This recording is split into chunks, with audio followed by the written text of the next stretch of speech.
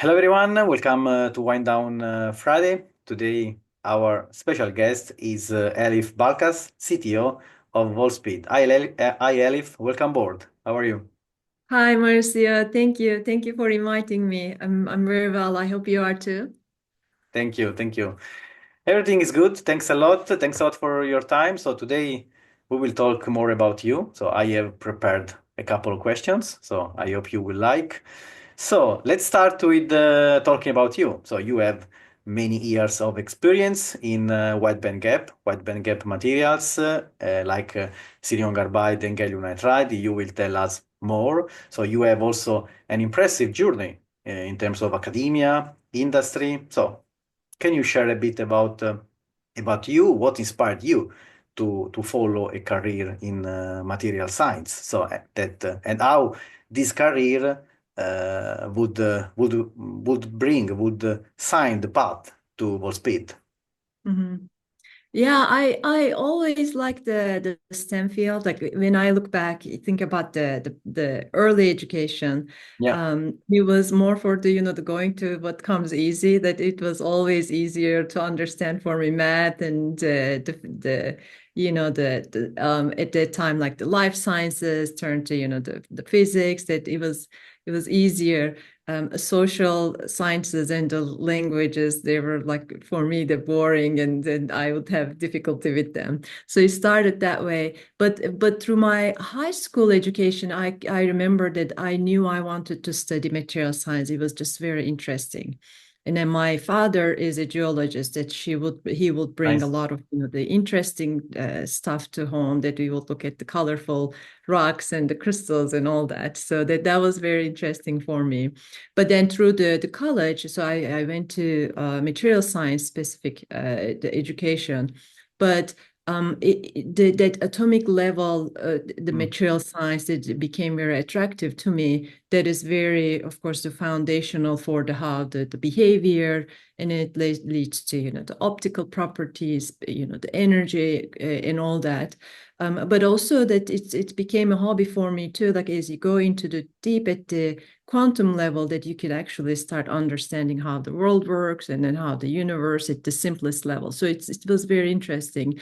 But then through that, and then the studies and the encouragement from my family and the professors, so that I came to North Carolina State University in North Carolina. And then you would know probably the connection to the Cree at that time, Yeah, because I came to that wide bandgap research group. And then because of the interest again, that I connected with the EC department for the minor. And then I studied wide bandgap there. And then from there that I took my first job at Intrinsic. So that, and then the reason for that, although I loved, the reading and learning about the fundamentals, I found myself that more attracted towards the industry, because I like the technology and application, that seeing it actually in the use, rather than studying in the fundamentals and the theory for I don't know, 40, 50 years out. So that was the today and now became more attractive for me. Although I have a huge respect for the theoretical physicists and the fundamental researchers. So that led to industry, with Intrinsic Semiconductor. Cree later on acquired that company. So I joined Cree, and then today is known as Wolfspeed. So that then the rest is kind of history. yeah, nice, nice. So, Mhm. as someone deeply involved in the professional development and leadership, so what's the most valuable piece of advice that you have received during your career? Yeah. When I think about that, I can't, the pinpoint a single advice. But in my journey is that I think, a constant learner, that I really like seek for the knowledge and a feedback and an advice. So I actively look for that. So my education, it didn't stop with the PhD. So I continued, the interest into the leadership, that we have a Bell Leadership Institute here in UNC Chapel Hill, like the nearby. So I connected very deeply with them to study the leadership through their seminars and the now active coaching. That's very valuable to me. But then the technology specific that you would know, John Palmer, that I worked with him, like in the same company, the capacity all through that 20 years that I've been in the industry, but more so last 7 years that reporting to him. So I received a lot of course, the insight, advices from him. And then I later on that I also am a graduate of the Wharton School of their CTO program. So there are a lot of like with the specific to the product management, technology management, and then how it relates to company. But specific to when I think about the advisors, so that those kind of like to combine it to me is a kind of, if I say like a single line, that it always starts with to build yourself and try to do your best and whatever, it doesn't matter what you are doing at a given time, give your best to that. And then the study, whether it's the technology, and then of course the leadership, it's leadership to me is more about the impact, the size of the impact. But at the end, that you need to try to do your best. And what does that mean? That to study the principle, to study and then the discipline and then daily almost to keep going back at how the day was and what are my future the goals and then but always coming from that unique genuine and coming from that the source of the integrity and then bring your authentic yourself to the whatever the matter is. Nice. So co-founding the women's initiative at Wolfspeed is an important, is a notable accomplishment. So how has this initiative impact the Wolfspeed, so the company culture? So what advice do you have for fostering diversity and inclusion in highly technical fields like material, like this material science? Right. Yes. So that it was interesting actually that my journey that the joining or like the starting and supporting the women's initiative there. Um, when I look at my background, that it came very natural to me that I didn't feel okay that the females do certain things versus the other. It was that my progression was very natural to me. But then as I started to look at my surrounding with more of the awareness, I realized that that it requires that diversity is so important for the creativity and then the resilience, and then when it comes to problem solving, and then you need all of those actually like a lot in the technology field, and then more so in the wide bandgap field and in power electronics. We're very limited with the female representation in our field, not only power electronics but overall semiconductor. When I look around myself, that the support that the women's or the underrepresented, the groups that they need, and it's very little effort goes a very long way, and then that also drives the culture. And then as we, to promote and then as we to push for the equality, at the level that when you give an opportunity, it's so important because when the same opportunity is presented to a diverse group, that you see that the great performance is coming out. Of course, it always that in a difficult field that ours, that the performance is the key. It's a very like hard work and relentless and hours. But then the promoting diversity makes our culture a better culture. And then that culture attracts more diverse talent. So it's kind of like creates a virtuous, the cycle, creates a win-win situation. But you're right that it requires a intentional approach. It's not easy. And then especially when you try to combine the performance with the diversity, you need to go deeper. So what we do is actually that to go deeper, the outreach into the even the high school and even earlier education to promote for the diversity in our community as well, to look at the next generations. But you're right that it's all about the culture, and the culture is very important for the high performing teams. in myself, like looking at my background, I'm a female in the very male-dominated industry that I'm very happy to support it wherever I can. Great. So, Elif, outside of your role at Wolfspeed, so outside, beyond your job, so we would like to know more about you. So, which are your hobbies? So that help you inspire creativity to recharge your batteries with efficiency, probably. So, next project with your family. So, tell us more. Right. So I was thinking about this, Marcy, and I think about it, for my purposes as well, that how do I balance the work and then Yeah. with the rest of the life. On one hand, I feel myself very lucky that I kind of studied what I love, and I'm very lucky that I work on what I studied at school. So it's kind of like a continuous for me. It makes it Yeah. super fun, very motivating too. But if I don't try to actively balance it, it consumes my whole. When I look at my days and the weeks, and it's probably for you as well that you're nodding. Yeah. Then at times you need to be mindful because to be able to stay at a constant, like a certain performance.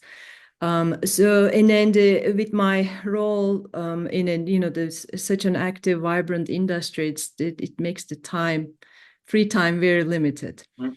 So and then so I try to, of course, the idea is to stay healthy, but also prioritize my family and friends with as much as I can. So that I try to synergize all of those, to go, to spend time with them, but also, do more of the outdoor activities like hiking and all that. So to be Nice. healthy.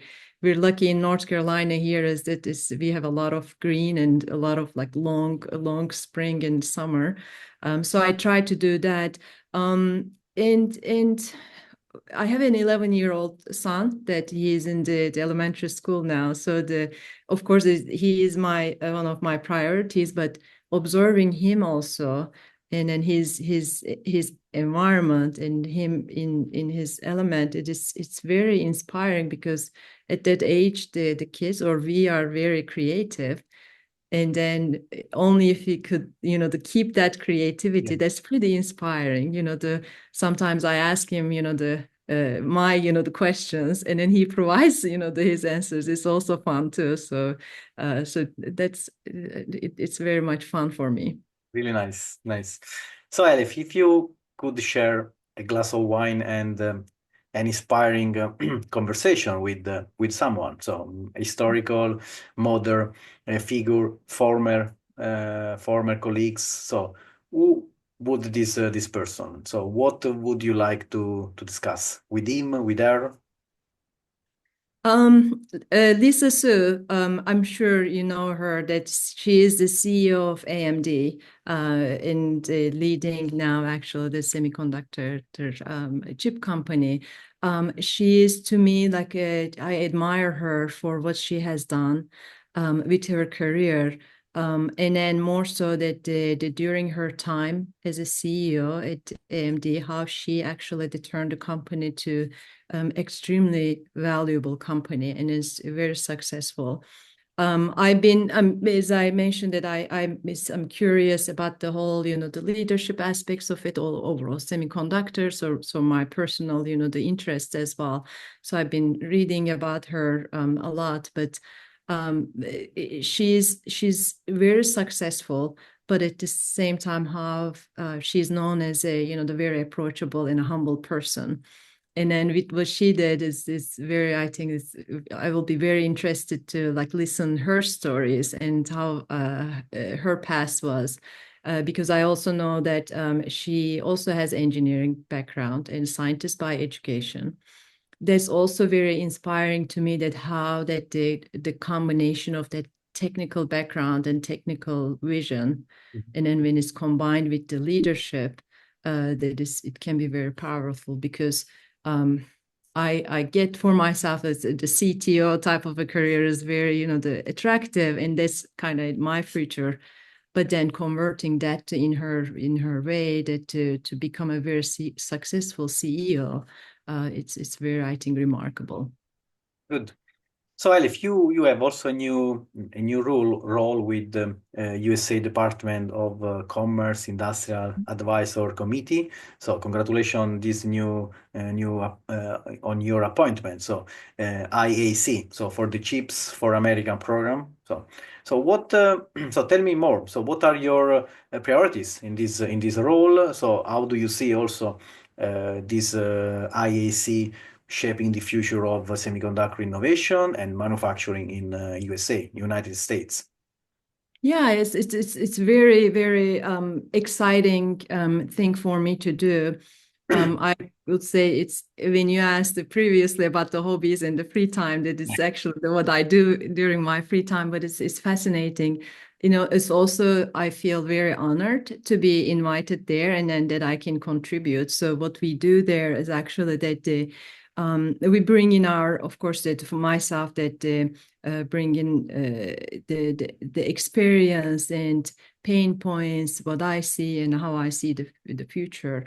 But in that committee, that there's the brilliant, the group of people, huge amount of experience. So the most exciting part to me is about like that we all get together and then discuss the topics and then shape our recommendations to the Secretary of Commerce about how we can shape the future of the semiconductor in a better way. So that's very, very motivating for me. What we do is that we're as I said, that by design, that our role is to kind of analyze and then get a lot of the public, the information and then the knowledge, but then to organize them in terms of the recommendations. And then what we do is that we have a variety of groups in the committee. I'm part of two groups there. The one is the public-private ecosystem. And the other one, obviously, is the research, that how the research direction and the future, and as specific to the semiconductors, chips, microelectronics industry. But we all go all the way into the nanoelectronics in the future, and then the transistors and all that. So what we do is actually that we receive charges on a regular basis. We do our work, and then when we provide the recommendations and we go present, and it's a publicly open event. And then we were actually very pleased that we recently, the White House published the nation's strategy on the microelectronics. We were very pleased to see many of the elements that from our recommendations. And then we continue to do it today with our new charge, looking at that strategy, if there are, the recommendations or if we can strengthen it. I believe I'm very, very excited, of course, that there's such, the investments and support in the semiconductor technologies. It is, as we know from many angles, the future is all about the electronics, whether from the power electronics to the logic and the memory, and then the whole systems around it. So it's of course it's very positive, and I Yeah. love spending time on Yeah, that. good. So, Elif, we are almost at the conclusion. So, as CTO at Wolfspeed, you are at the forefront of wide bandgap materials innovation, as you described and you told us. So, looking forward, so what excites you the most about the future of GaN, the future of silicon carbide in particular, and the key message? What key message you would like to leave to our community? Yeah, and Marcio, you and I, we talk about it often too, that we're just at the beginning. I think that it's a great, the future when it comes to the power electronics with the wide band gaps. We're just especially with wide band gaps. Okay, silicon carbide technologies are more mature, but again, and ultra wide band gap technologies is just the tip of the iceberg. I see that the great, the opportunities for innovation from the all the way from the semiconductor materials to the system level and then the beyond. So that's very, very attractive and exciting to me. There's a huge opportunity. Yeah. Advice, depending on the age group, I constantly talk about, the people that, the semiconductor field, in the materials field is going to be huge because a lot of when we look at the logic semiconductor chips, the next, in terms of the shrinking of the transistors is going to be possible with the materials innovations and an understanding at the atomic level. But when we look at the power electronics, I think we're going to see a lot of the paradigm shift. I think I would the specific the power electronics with the wide bandgap systems.